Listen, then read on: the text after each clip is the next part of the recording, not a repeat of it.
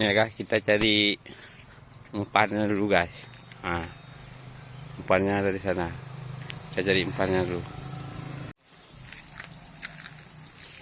Oke guys, nah ini kita lagi masuk ke lokasi mencari umpan itu. Kita mancing ya, umpan yang mujarab, super mujarab nih guys. Nah, ya.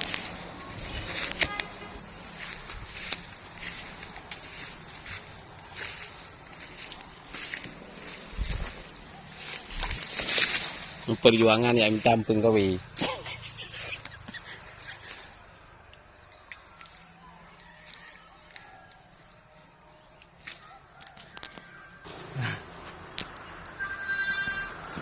Nah, setelah kita keliling di hutan dapat dia. Proses cara minta ampun kawi. Nah, ini dia sarangnya. Oke, udah dapat sarangnya. Bentar lagi kita proses. Bentar lagi kita proses pengambilan. Jangan kemana-mana, simak terus. Oh bukan. Tu bang beri ya? Oh, dia. Tadi yang sampai dia.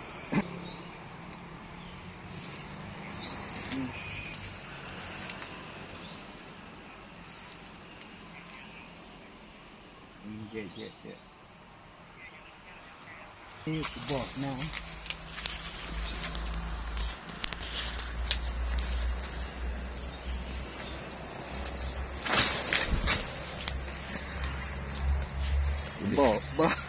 Boknya itu tidak laut. Main nah. Oh nah. Wow, bede tak bede.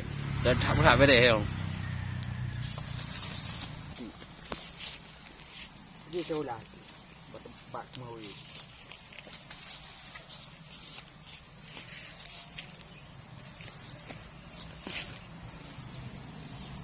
Oke guys, sekarang udah kita petik. Tengok nih, udah turun bawah. Jadi sekarang kita proses ya, guys, mencari api ya. Proses cari kering dulu. Setelah itu kita bakar. Kalau nggak kita digigit nih. Tahu nggak kalian nih serangga apa nih?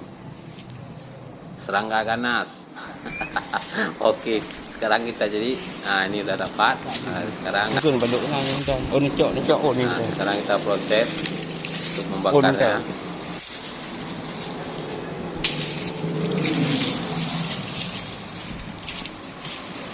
Adalah suasana di hutan dekat kuburan, dekat jalan juga, di dekat kuburan. Simak baik-baik ya cara prosesnya. Boleh kecut. Tempat bau nih.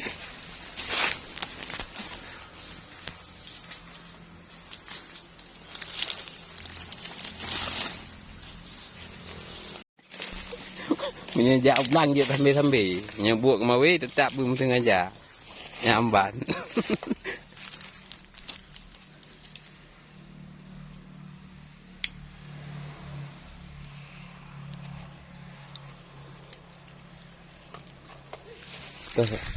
Mày Xong lại cái ly dạo nó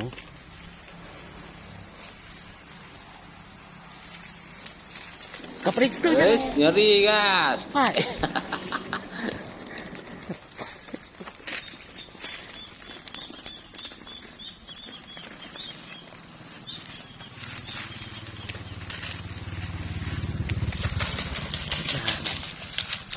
Cai boy.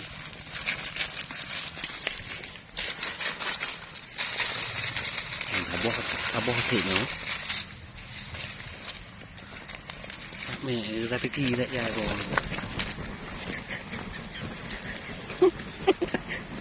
Proses minta ampun kawi kan jelek-jelek perjuangannya amban. Umpannya. Ya amban jara. Lagi perjuangannya guys, main api lagi. Kalau nggak dapat ikannya nanti, waduh. Tapi ini mantap nih. Jarap umpannya nih. Oke, Kak Iban. Kita cari ikan gabus nih guys.